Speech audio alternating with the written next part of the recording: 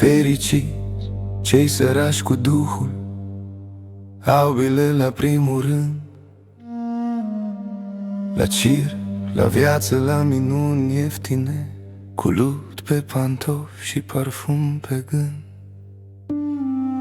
Își beau cafeaua pe datorie, la colț de bloc, în fum de vot.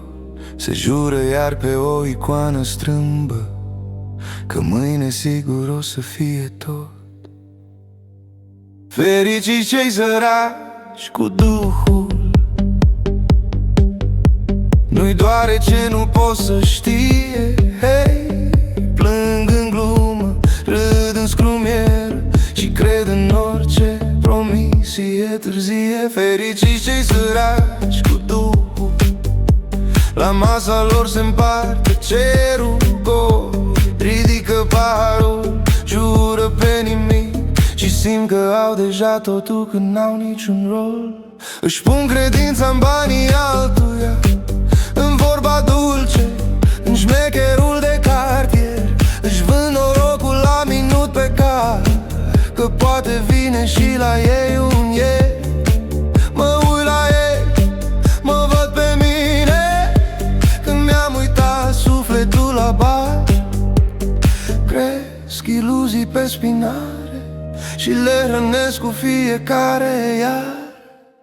Fericiți cei săraci cu Duh,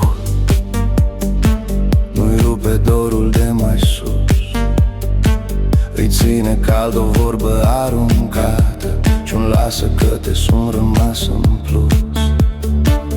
Fericiți cei săraci cu Duhul, cu buzunare rupte, zâmbet plin, cer adevărul prin pahar de seară și toți se întreabă cine pierde, cine-i divin.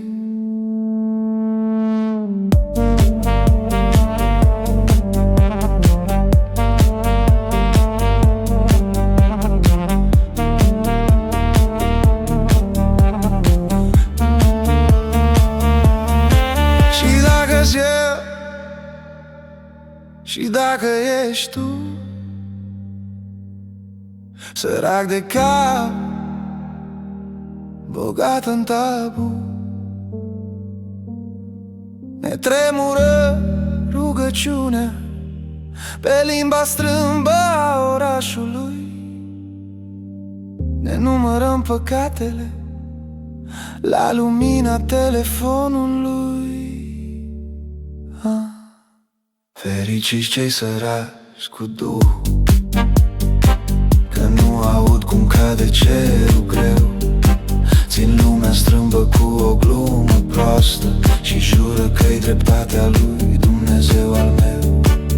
Fericiți cei săraci cu Duhul, ne țin oglinda, o mușcă iar din colț și în ochii lor dansăm ca marionete, crezând că noi suntem aleși, ei fiind tot.